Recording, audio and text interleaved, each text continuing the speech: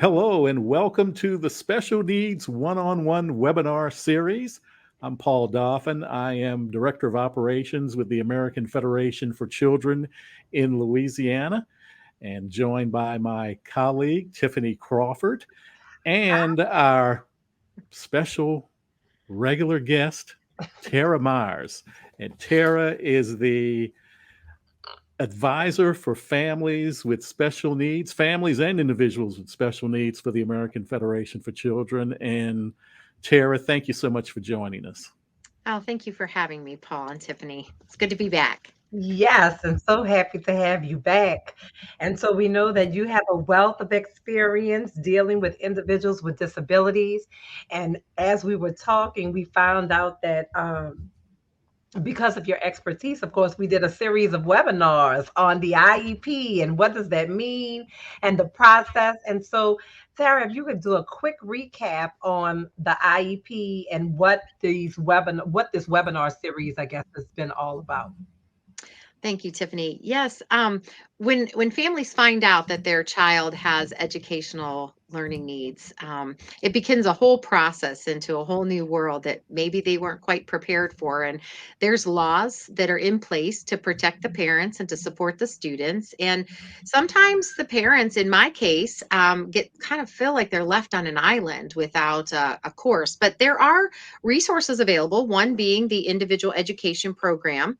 And the key behind that piece of document is that it's individual, so it's specific to each and every child, and it's really important that the parents are able to take and maintain a lead role in establishing that document and the resources that go into it.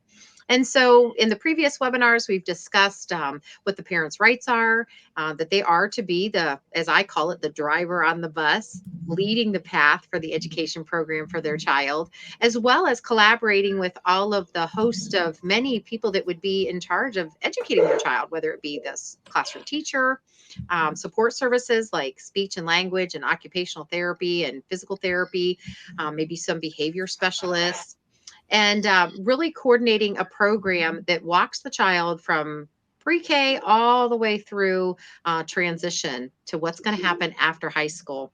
And so I think it's there's a wealth of pieces that go together with that, but my main goal is to help the parents feel confident, that they can go into those meetings and advocate well for their child and make sure that they ask the questions and re-ask if necessary and follow up on those things, and then make sure that the school district, because that applies to public school, of course, that the school district is actually working in the best interest of the child and the family and not necessarily the system, which is what we ended up finding as a family. And, obviously I support choice in education and education freedom for all children. I think it's important, no matter what your choice is, that you do have that option to be able to choose where your child is going to go to school and what program is going to be used to help educate them. So that's kind of the webinars in a nutshell. And I encourage you to go back and go on the Louisiana Federation for Children's website and watch any of those previous webinars to kind of get tips and techniques that would help you on your journey or help a friend of yours if you have it. And there are definitely a lot of tips and techniques. So I would encourage parents because Tara really walks through some of her experiences with her son Samuel and working with the school system and some of those challenges. And as she said, really making parents feel empowered that this is your child, you know your child best.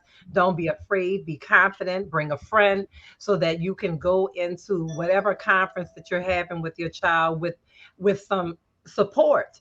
So it's really been great, and I encourage you to go back and look at some of the series. So now that we've talked about the IEP and we talked about going through the process of getting the IEP, Tara, what now? Well, I that's a really great question. And I find that after parents go through that, what seems to be an agonizing process, it shouldn't be, but oftentimes the process is really a challenge. And by the time the parents make it through that and have actually built the supports necessary, they walk away from the table with this document, which is a legally binding, fluid document, meaning they have to follow it by law. There are procedures that are necessary to stay in place. And then also they have to follow up on it. And being fluid, meaning if there's a change that needs to happen throughout the course of that year, at any given moment, the parents or the teachers can call an IEP meeting and where they meet again to make it work. But parents walk away with that document and stick it in the drawer because they're overwhelmed and forget about it. Or teachers go right back to what they were doing, or maybe both, go back to what they're doing and forget about it. And then they come up against a speed bump. The child's program didn't get implemented, or the child is not being adequately serviced, or maybe behaviors are starting. And then they unfortunately have to pull that document out, and they've lost weeks of learning time. And that's why I encouraged this session was to say, okay, now what do you do after you leave the evaluation and you left the team meeting and the IEP meeting? Keep that document right there with your Rice Krispies in the morning and review it frequently. I encourage parents to take no more than 48 hours off from those meetings and then sit down and reread the document and make yourself a little checklist. I made an every 2-week checklist because I feel like it takes a week to kind of get settled in, and then it takes another week to go ahead and assess how are things going. If you haven't seen something going in and you're not getting any feedback within 2 weeks, you need to be the instigator on a connection. And I encouraged my son's teachers and every parent and friend that I worked with to you know what, give them a call on Thursday so that if there's some lack of information, by Friday morning, you can hop into the school and be there to kind of tie up any loose ends. I also made sure that at the end of every single week, there was a communication detail, even up through high school, so that I knew what he was working on. And then I could check that against the IEP goals and objectives and see where we were at. If homeworks weren't coming home, or if documents weren't following him home, I knew that things weren't going to be done. And nobody likes to get far behind, and let's all face it, teachers are overworked. They have a ton of things on their schedule. And so nothing is better than to have a parent come alongside them and say, hey, I've been checking on Johnny and it looks like he's missing some homeworks. Is there something that we could do? What could I do on the back end at home to make sure that he's doing what he's supposed to be doing at school? And when you come alongside those teachers, instead of a blame game at the end, because you hit the speed bump and you forgot to check up, and now you're blaming the teacher, let's come alongside them through the process every single week, every other week, depending on where your child is. It's amazing what can happen. And that's when you see real growth and real progress and wonderful relationships being built. So that's kind of what I found to be successful, and others have found it to be successful. And there is that 10%, rule of failure. But you know what? We're going to focus on the 90 that succeeds when we all do our part to come alongside. So Tara, who's responsible for coordinating your child's program? Well, it usually is the special education department at the school and then the lead teacher. That's how the system likes to set it up. I encourage that the parents are equal partners in that. And if you go back and read through the IDEA law, parents are supposed to be just as equal as the teachers and the administrators. I found that a willing school district to assume all responsibility tells me there's going to be a break in the system, because it's impossible. I never wanted my son to be just another number in the system, because the 1 year that I allowed that to happen, that's exactly what he became, a number in the system, and things were not getting done. And so I realized that I had to be just as engaged as I expected them to be, because he's my child. And so the responsibility, I think, gets scattered equally across. So if the parent is doing their job and following up and checking up, and the teacher's implementing the program, following through the procedures, the administration has taken the time to hire those therapists and make sure that those tutors are on board. You see, it's a checks and balance system. It's like a teeter-totter that's equally balanced. Whereas if you expect one side to do all the work, somebody gets bumped off. And we all know what that feels like, right? When you get the cherry bump on a teeter-totter, it's pretty horrible. Yeah. And I think in terms of analogies, my whole life is, what does that really look like? And I don't want that to happen, not for the teachers and certainly not for my son. So I think it should be a collaborative effort. Even though the documents are the responsibility of the district, I think it's important for me to come alongside them to shoulder some of that brunt. Does that answer that? Go ahead, Paul. Yeah. So where does the teacher fit in with their role? We know the parent should be responsible, but what's the teacher? Okay. The teacher's the day-to-day contact. And a lot of teachers, I just recently, last month went and worked with some teachers in another city here in Ohio and talked to them, and they were overwhelmed, quite frankly. They're like, how does this work? And I said, the reality of it is that every student that walks through your door is your responsibility. If you are the lead teacher on at the homeroom, or it's you're teaching English, they're in there for English class, they're your responsibility. And if they come with an IEP, those supports are your responsibility as well. So the teacher is responsible for making sure that the district follows through. Now, every district is different, but the parents then come alongside. So it's important for parents to know who is responsible. Ask that question. Ask them, are you relying on the teacher? Is that who I report to ask whether or not resources have been put into effect? Or do I come to the director of special ed? Or is it the principal? Those are simple questions, and I can't answer that, but the parent is able to ask those questions specific to their district. Um, who's going to be holding the records of that child? Is there a records department? Like in our school, we did. The director, or myself, send it to the intervention specialist, who then kept records, who filed it with the records department. So the parents automatically came to me anytime they had a question, and the intervention specialist and the lead teachers in each subject area came to each of us, and we kept it running. Now, we were in a private school working off of scholarship, but when I was at the public district, I couldn't get any answers unless I went around to the service specialist, and then they had to go to the director of special education. So I decided to take out the middleman, and I went directly to the director of special education myself. And I would sometimes, she'd put me in the seat, and she'd be like, this mom's going to quit coming to me. And I would just sit there. I'd take my 3-year-old in there. And one time, I kid you not, we sat there for 4 hours. She had no one in her office. She was not going to see me. And after 4 hours, I went and knocked on the door again. I said, I'm not leaving. So you can't leave because I'm right outside your door. How about we take care of this? And she said, you're tenacious. And I said, my son needs an education, and I'm here to help you. I am here to help you. I noticed that he's not getting that tutor in the afternoon because the person you hired for tutoring is being subbed out to cover recess duties. How about I cover your recess duties for you? And she said, well, I can't do that. The union says, and I said, well, then we've got to figure something out. So she made some duty changes. And the bottom line is that she was dropping the ball. Now, I didn't want to go in there and say, you're dropping the ball. Instead, I recognized her deficiency and what she was missing, and I offered to solve the problem for her. She didn't like my solution, so she took it upon herself to go ahead and solve that. So ask questions. That's my number one point. Make sure you know who's doing what, and then follow up with them. It's real simple. You don't have to be mean. And that's one thing that I found from parents. Sometimes we wait and wait and wait. We hit the speed bump, and then we get angry. Let's not do that. Instead, every week, ask the questions. If you don't get the answers, then go around that person, because they just simply might be too busy. And it's okay. You'll get to them when it's their turn, when it's their specific job, but go ahead and go around them and go to the lead person above. When you ask the question about, the teachers, it's important to define truly parent to administration. What is the teacher's role? Sometimes teachers don't want to take ownership. And I'm not saying that to speak poorly of teachers, but sometimes they're not even sure. So it's important to ask, even if you left that meeting and now you're not sure, ask that question. What exactly is the teacher responsible for? Are they the teacher and the tutor? Or are you going to provide them with a tutor and an aide to help them with making sure some of these goals?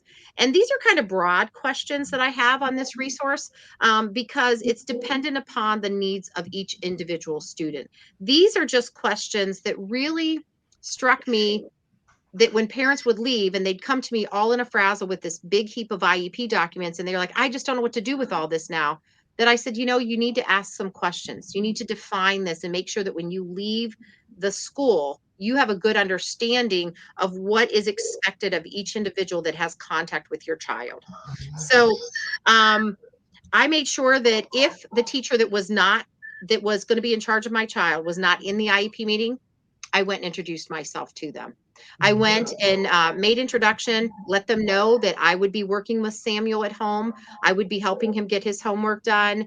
I would be following up with them, that my phone line and email line was always open and that they could contact me. And I also assured them, and this is important, I think, and not every parent believes this way, but I informed them that if there were problems that needed handled on behalf of Samuel, that they could contact me without me being defensive, that I wanted to know the facts, and that I would take care of that from the home front and support them equally.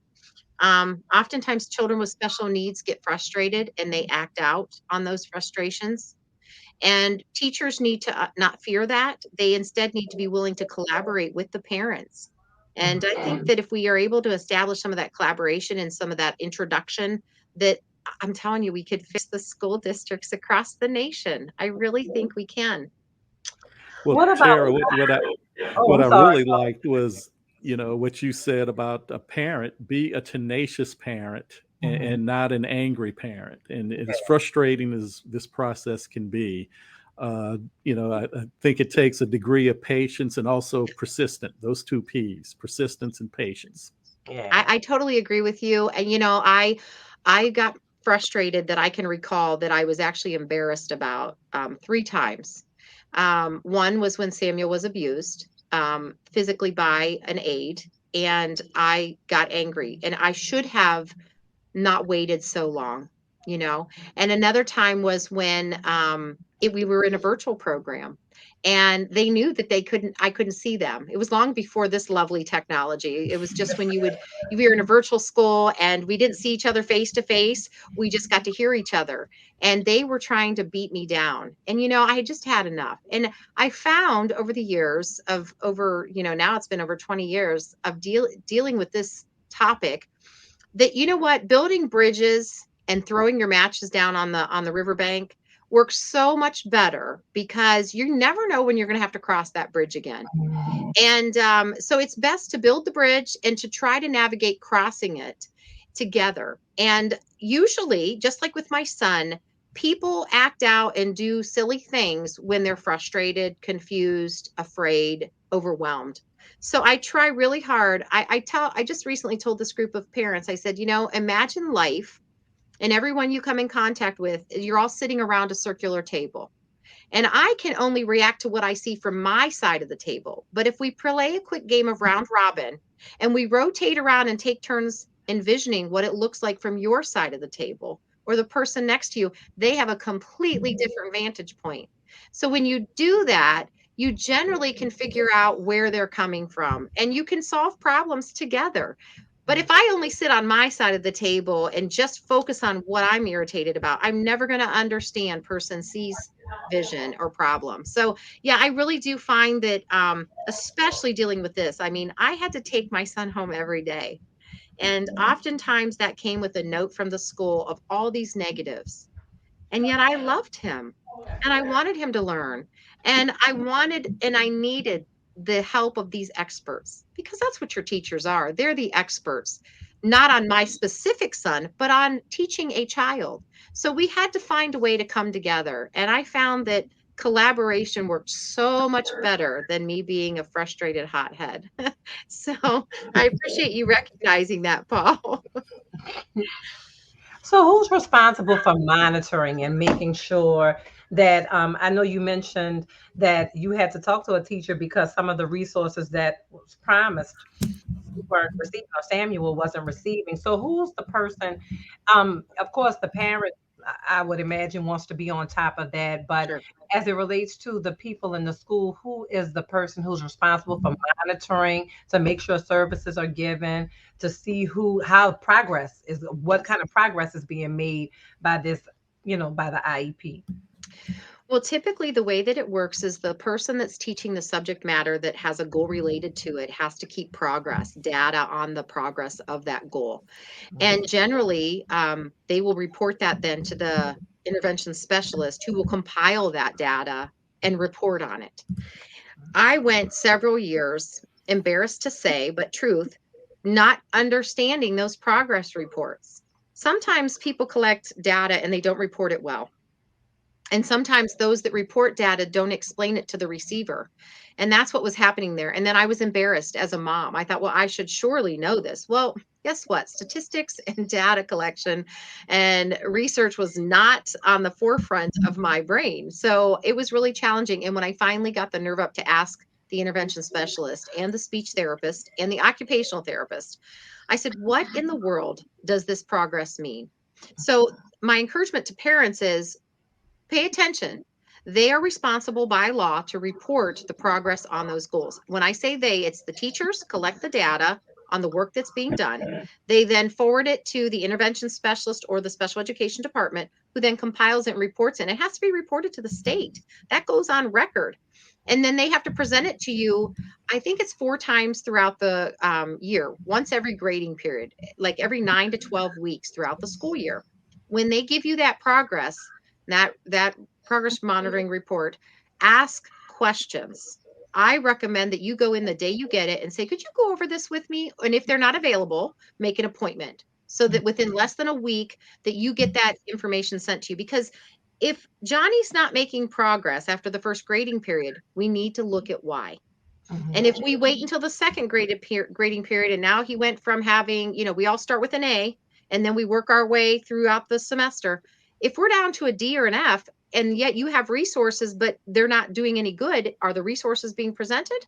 Or is Johnny just simply not getting the material? It's really important. So it is, again, I know it's going to get old hearing this, it's a team effort, but that's generally the chain of command. Usually there's a section on the, go ahead. Oh, there's a section on the IEP generally that outlines how that progress monitoring will be handled. And that's specific, again, by district and by state. So pay attention to those sections on there. And it's important to follow up on that.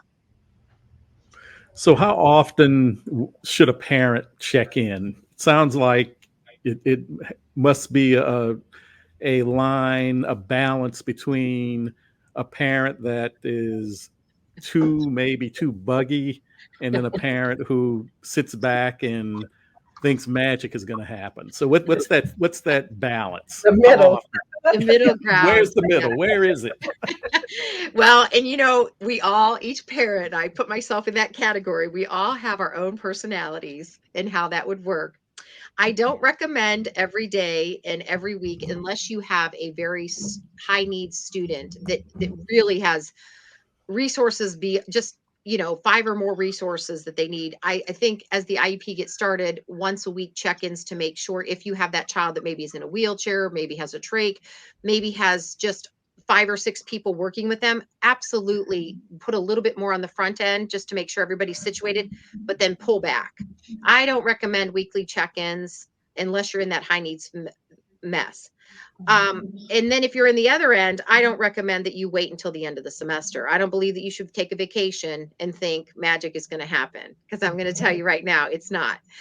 So I think that bi-weekly seemed to work really well. And that was just a quick little email. I sent a quick email. How is Samuel doing? Do we have any concerns? When they got to know me, they knew that I didn't want Samuel having behaviors and me finding out about it after the whole playground did. I needed to be informed, because I worked really hard to diminish those behaviors. I am a firm believer that children are not inherently evil. We may have an evil thread in us, each and every person, but I believe that children want to please and do well. So when they're acting out, something's amiss. Whether they haven't eaten well, they haven't slept well, they're confused, somebody's hurting them, they're hurting themselves. There's a reason. So behaviors, if you've got behaviors, I think you need to be on top of it quickly. But bi-weekly check-in, I think, is, a really good idea. And then I know parents are, resources are slim for parents, but I really think, every couple of weeks, write that teacher, that aide, that therapist a note. That doesn't cost anything. And we can all even, I'm going to confess, I think I told you guys this on a previous webinar. I recycled paper for a couple lean years. When resources were lean, I printed off, I took some recycled paper, drew an X on the back, and I wrote a note to the teacher and said, I just want you to know how much I appreciate you. And, she told me years later, she said, that was so encouraging, because I knew you knew that I was putting extra effort in, and you acknowledged it, and it gave me the gas in my tank to do another week. And I said, we all need that. Yep. So, keep it don't be on either end. Try to find a middle ground. And if you feel the need, parents, this is important. If you feel the need to be over needy, call a friend. Call a friend. And I was known to send a friend to school to check on their child and then peek around the corner and see how Sam was being, because I just didn't want to be that bothersome mom. So I think there's a balance in there. And so, outside of the description of what happens in the IEP, are there any other accommodations that you should ask for or look for relative to services and maybe study habits and things like that? Yes, I think it's really important. Earlier in the webinar, we talked about, building relationships with your resource people, your aides, whatnot. I always recommend that you ask for, like, if you have an English teacher and you have your child is struggling in reading, ask them, hey, do you have any recommended study tips? Mhm. Do you suggest any particular way that I should review this vocabulary? Really, make friends with those that are working with your child and ask for helps, suggested supports that maybe you could work at home. Mhm. You know, those teachers and aides and resource individuals have spent a lot of years gaining their degree, and most of them have been teaching for several years. They are experts. They have all kinds of expertise, and they want to share it. They want to be acknowledged for what they know. So, Mhm. though they may not know everything that my son, everything about my son, they have things to give to me. And I'm going to tell you what, that's another tip I realized to be very beneficial is I flattered them in the fact that, hey, tell me what I can do. Can you teach me your craft? Mhm. Um, and you know what? They were so willing. Those speech therapists came to my house for Pete's sake and sat down and taught me some tips and techniques that I could use here at home. And Mhm. the OT made lists, said, this is what we do in the session. I'm going to go ahead. And I said, you know what? Go ahead. And I know you normally work with him 30 minutes. Could you go ahead and work with him 20 minutes and take 10 minutes to make me a list of things that I could do at home to reinforce what you're doing in the classroom? Mhm. And she was so willing. And we used those all through high school. And today, in fact, when he was speaking in DC once, a representative came by and said, you have the neatest handwriting, Samuel. And he actually just got done writing our Christmas cards. And this is from a guy that he looked at a paper and he goes, oh, that's horrible. And I go, that's how you started writing. But see, but that reinforcement year after year, and it happened at school, it happened at home, and back and forth. So any types of helps that you can ask them for, share. And then I would always put a Ziploc bag together and I'd share a note or two with, hey, here's some things we did at home. I don't know. And I always preface it. I don't know if this would be helpful or not, but Mhm. this is what I found helpful for me. I had several teachers say, oh my goodness, thank you. I never thought of that. So collaboration over Mhm. and over. We always would like things to go well. That's the Yes. goal. But Yes. what if things aren't going well? What do we do? What does a parent do when the situation is just not meeting expectations, and really there could be some troubling things? You talked about the abuse situation. Yeah. I recommend you, as I said earlier, do not wait. There could be any list of things could be not going well. Failure of quizzes, lack of turning in homework, failing tests, or you're seeing that the grades are falling. Behavior instances with other children, defiance at school, meltdowns. All of those things could be a problem. The first thing is that I recommend that you follow up. That you don't wait to call the school. Don't wait till the end of the grading period. Don't wait until it's convenient. The faster you nip any of those things in the bud, the better. But then what if you get the progress reports and you're not seeing any progress? What if, let's say, everything was done perfectly according to the plan and you're not seeing it? I recommend you call an IEP meeting. Mhm. What if you get to that IEP meeting and maybe you need various resources and they're not being offered, or they're refusing to offer them?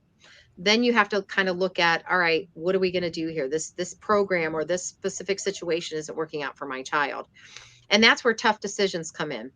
We were in a situation, and I bring this up simply because it is apparent for many parents. I just went to a conference and a lot of parents were dealing with this, that the school was not willing to accommodate our son any longer. And they wanted to do what worked for their system, not for the student. And therefore we had to make a tough decision. Somebody said, well, why didn't you sue the school? And I said, well, yeah, due process is written within the law, within the IEP. What are my rights? I could file for due process and mediation. but that generally takes about 2 years. And I didn't have 2 years for my son. And so I chose to go the choice route. I decided that we were going to look for other options. And for myself in my state at the time, I had to look at, okay, I can homeschool and then I have no access to therapies. I was worried about losing resources. I could virtual school, which we did. We tried virtual schooling. In fact, they met us, they met Sam, and they're like, oh, come to us. It would be great. And, the curriculum was fabulous and a lot of the resources were unbelievable. But the long hours and the tenuous curriculum was far out of reach of him. And so that's where I went and tried to find a scholarship for him. So I encourage parents to look at all their resources. I was convinced that because I went to public school that my children had to go to public school. I was convinced that I could help change the public school's mind, that they would just suddenly see the light of day. And they, that it would, all that money that was flowing for my son, that they would find, that they would see that they could do it better for less. Well, there were so many things. It would take us hours for me to tell you some of the things that went on. And I made a hard decision. It was so hard for me because I wanted my children to be in their public school, but I made a hard decision that was the best decision for my son. And we made choice an option for us. A lot of times, and I think I have a resource on my website about it. The myths behind FAPE. Parents are told so many times, you lose all your FAPE rights. Well, FAPE stands for Free Appropriate Public Education. Well, if your public education is not working out for you, why would you be concerned with that? Why wouldn't you want to try something else? And the beautiful thing about choice is that you can always choose to go back. You get to choose to turn around. It's like making a U-turn on the road. I mean, as long as that's not illegal in your state. But I think that you need to keep that in mind, parents, that you are making a decision that's best for your child. And you need to make sure, and time is of the essence. It's like running the Amazing Race. You can't stall out and decide to start over. You got to keep going. And so you've got to find where they would fit and who's willing to come alongside and help you. When I got started, there was no such thing, and I've got it over here, as the school choice guidebook from AFC. This thing, did you guys get your hands on this? I'm sure you guys already saw it. Isn't this fabulous? They tease me. I always have to order a solid copy because I wear it out every year. I wish they'd give me 5 copies, but anyway, I'm gonna have to buy some. But people need to realize that this is amazing. I didn't have this, and there were very few choice options in Ohio. We helped with the Peterson bill to get that passed, which gave children with special needs the option to choose the school that fits them best, and the money follows the student. I mean, what a novel idea, right? We're going to fund students. Like, oh my goodness. And when I testified, I would always tell the legislatures, we need to give the taxpayers a good return on their investment. And right now, we're not doing that. And I promise you, if you pass this bill and I get to send my son somewhere, I will guarantee you that they are going to do it better for less. That was a big statement for me to make. And I had no idea that God had it set up for me to go start a program, but he did. And I did start a program. And I told my staff, I said, we are accountable to our neighbors. We are accountable to the taxpayers of this state. And I'm going to make certain that every student that we graduate is a good investment for them. And I think this guidebook is loaded. Every single state is represented in here, and it's loaded full of all kinds of options for families. And I'm not saying anti-public or anti-private or anything. I'm saying all of it. It's like going to the smorgasbord and getting to sample what works best for your family and for your situation, because we're all very unique. Yeah, and I think, and I'll use this opportunity to give AFC a plug, of course, because we love our work. Paul and I love this work. And the fact that here you say, look, I didn't have to be cemented into something. I didn't have to be stuck. I had a child. My child wasn't getting what he needed. So I was able to exercise an opportunity and go somewhere. And that is why we encourage people to advocate for school choice. We encourage parents to get involved and to understand their rights and understand the resources that are available to them. And we fight every day to make sure that parents have those kind of resources, because hopelessness is the worst thing. When you feel like it's nothing else that you can do, That is just a terrible feeling. So just want to give AFC a plug, and then also understanding what kind of wisdom that you bring to this situation, because I mean, it's about educational choice, it's about options, it's about empowering, it's about advocating, it's about Yes. making sure that all children have access to quality education. So that's my sermon on the amount. Well, Go ahead, Paul. and Tara, you talked about, you mentioned money a couple of times, and one thing that's apparent, and when you look at the guidebook, it actually ranks programs, and it goes in depth on programs and the quality, and how much money uh, they basically spend. But what we've learned in this school choice arena is that the traditional thinking that, hey, if we get more money for this school system, if we get more money for this school, it's going to solve problems and things are going to get better. And money alone is not the answer. No, it's not. It's not. I'm glad you both said that. I love what you both said because you can throw money at it over and over and over. And I get so frustrated having been on the other side, helping develop a program and start a program. And we worked off of a shoestring. And, we always had enough money for those children. And I would sit there and scratch my head and say, how in the world they keep wanting more money, but that you don't. You need passion. You need creative thinking. You need to give those teachers the power back to educate those students and get all that other stuff out of the way. And it's become a monopoly. Education has become a monopoly system, and it's unfair. And those that are suffering are the children and those that signed up to teach. The majority of them signed up to teach those children. And I think it's really important that parents realize that the people have fought to give them the opportunity to choose. And I used to tell the parents that came to my program, I'd say, listen, you have a choice now, but with choice comes responsibility, and that's what these tips today were about. Is your responsibility is, again, nobody's going to come alongside and love your child any more than you do and advocate for them any more than you do. And advocating sometimes is a scary word, and it doesn't need to be. It just means standing up and saying, this is my son or this is my daughter and I want the very best for them, and how can you come alongside and help me, and we can partner to do this. And it's amazing when you ask people to partner to be part of your team, they get excited. And at first, they may not want to, but when you show them that the options are there and that you are a responsible person, you're like, hey, I'm joining you with this. And by the way, we're bringing our funds with us. Or, I know that, you're getting dollars to help educate this child. Let's do it together. There's something so beneficial. I was outside, those early year teachers that worked so hard with me. I have to give them a plug because I was outside cleaning my yard and they came over to me. They saw me on, I don't know, one of the videos or TV. And they said, oh my gosh, you came to us and told us he was going to read. And we just didn't see how it was going to happen. And they said, Tara, look at what he has been able to do. And we're so proud of you. And I said, no, I couldn't have done it without you because you listened to me. I know you thought I was crazy. I know you were like, what is this mom? She's just out of her mind. And they said, well, we were sad that we couldn't get it done in our school, but you were so motivated to take him and exercise every option. And we behind the scenes were applauding you. And I just, it took that. They appreciated the fact that I came alongside them. They doubted me, but they said, you got it done in the end. And we're so proud to say that we were there in the beginning, even though our school didn't work. Those are teachers that really care about educating children because they didn't care if it was done at point A, point B, or point C. They wanted that child to be successful. So I just think that, AFC is doing a wonderful work. I think that, I think that all of us coming together to help make sure that parents have options.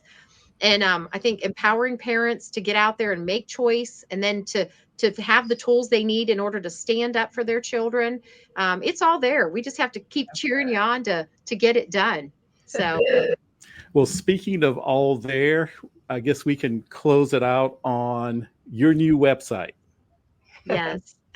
teramyers.com. And everything you talked about today and in the previous webinars, people can find it there, correct? Yes, they can find it there. There's I suggest people go and peruse there. There's resources, there's videos, there's tips. leave a message if they are in need of something specific. We'll get back. There'll be new stuff added weekly to the website, more resources. I've got a whole list of stuff. People have been contacting me saying, I need help with this, and what do I do for that? And so I'm working on a couple more tip sheets. And so, yeah, we'll keep updating it regularly. Well, Tara, thank you very much for joining us today. And we know you're coming to us from Ohio, so we'll say stay warm. Depending on when people see this, if they're down in Louisiana with us, it's Sweater. been a warm December so far, up and down, but fairly warm. But thank you so much. Thank you. Thank you, Paul and Tiffany. Thank you.